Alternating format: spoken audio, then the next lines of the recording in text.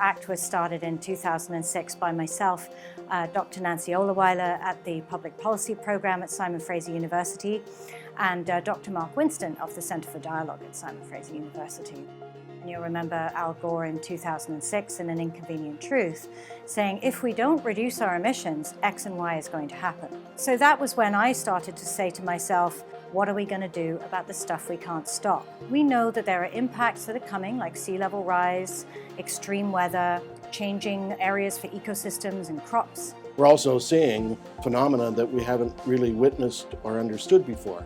Phenomena like atmospheric rivers that bring enormous volumes of water in very brief times and cause flooding, often of the magnitude that we've not experienced before.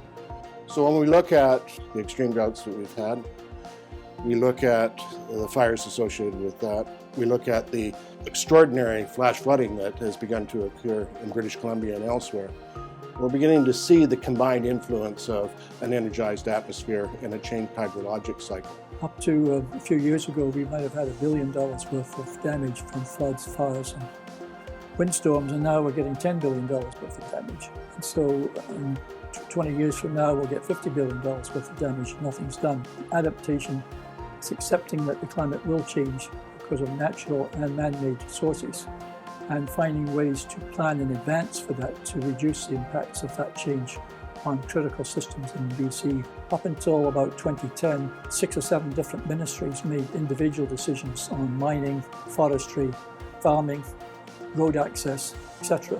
The cumulative effects of several independent decisions was breaking down the ability of these watersheds to buffer against these extreme events. We advocated for a ministry such as the Ministry of Forest, Lands and Natural Resources, which was formed 2 years after we recommended that such an agency be created. It's hard to say that was only us, but we can certainly take credit for a level of influence and bringing not only the attention of different levels of government, but also of industry and communities to the need for adaptation, and also our attitude, which is not doom and gloom, but cheer and steer. We create language, we create sensibilities and understanding, and we share that widely.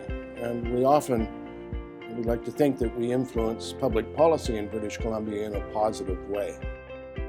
Water saturates all of our reality, and you change a single parameter with respect to water on a planetary basis, a parameter like temperature, and a whole new world forms around that change. Real Estate Foundation has a big focus on land and water use planning, and sustainability as a core aspect of that, and education and outreach as well.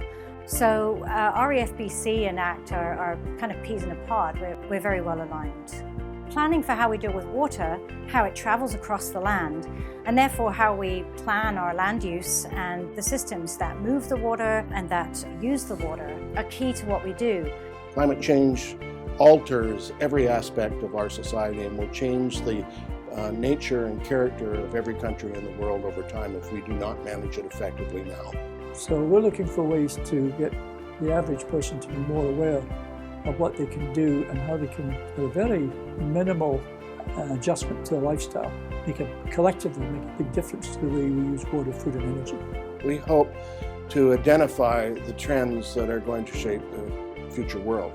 We hope to understand the processes that are going to make adaptation critical, and also to be able to underscore the ways in which we can make adaptation meaningful. It's very important that as we adapt and mitigate, we build in sustainable practices, such as the circular economy concept, where your waste actually goes straight back into the value of the economy and benefits the planet. We have to reinvent our consumer behavior and our production processes, and that's another kind of adaptation which is just as important.